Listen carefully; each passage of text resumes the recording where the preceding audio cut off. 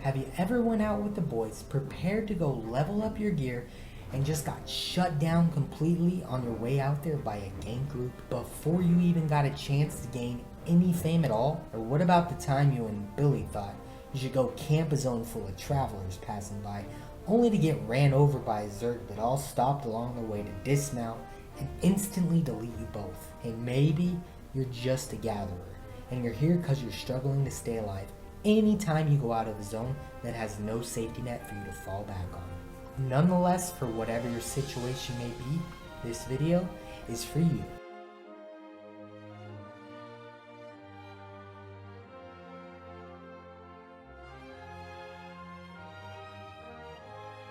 Here are the top 3 things that are detrimental to your success on prepping up and exploring the world of Albion. First off, dressing for the occasion. I know sometimes you want to go out and just smash some reds or delete some mobs with the latest OP abilities that were updated, but having a plan for even random events before you buy an item is still something you should consider. Start with what you are going to do. Is it to be a solo player who kills others? Are you going to go out to clear mobs alone? Is it to group gank or large scale fight? Or are you just simply going to gather around with your friends, unwind for a couple group dungeons, and hang out? Whatever the case may be, you don't want to prepare to go out and do one thing and end up completely doing another. If you do, you're going to have a bad time. Consider the type of event you plan on doing because it matters when gearing up. You can't change your mind once you have left the safe zone, and if you do, it's going to be a time spender backtracking in town to readjust your build that you thought was amazing for group clearing dungeons with friends, only to find out once you got out there that the claws you picked are one of the slowest leveling weapons in the game. Which leads to my next crucial point: wearing the right type of gear for the occasion. The game is loaded with weapons and armors of all types. Some armors protect you better, some make you beat up on others with quicker success. There are weapons that do massive area damage, and then there are some that do glass cannon single target damage. There's a lot of other weapons that have a mixture of both categories. Picking your weapon is priority for gearing up for content. Knowing what weapon class you play for where it is you plan on going will help you decide what kind of role you will create. After you have come to your conclusion, now we have to determine what your overall theme will be for your build. It's going to be full damage, extra defensive, sustain heavy, highly mobile, or any form of these and in between. Now to come up with a build theme, this is probably my best advice, so take note.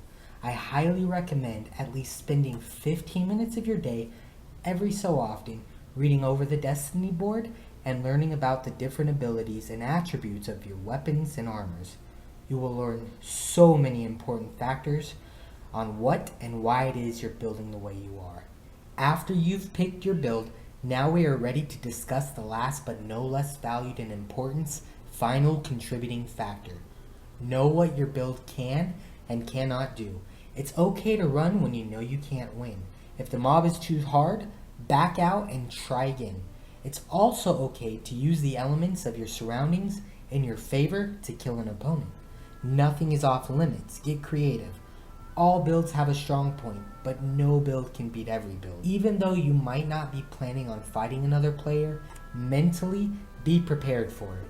Most places in Albion have that chance no matter how safe you might think you are. If you're in a situation with an enemy, you'll quickly adapt or learn abruptly upon death that your build might struggle with something you've newly encountered. This is normal. The world is full of constant variables being thrown at you, from things like items that directly counter your whole build, or other things like really good players that make all the right moves and are also in really strong gear. Accepting the fact that one of the above is why your build failed at its most needed time of encountering a player in PvP is going to help you grow as a player in strength.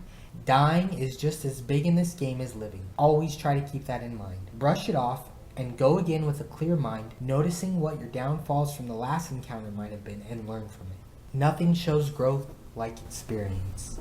So by sticking to your plan on what you're doing, building accordingly, and expecting to encounter everything that goes against your plans, but still accepting that fate of it, I think you're going to have a good time. I hope this video helped with things you should consider when gearing up to adventure out into the danger zones. But no matter the case, you are what you make it, and I hope to see you out there in the world of Albion. Thank you for watching.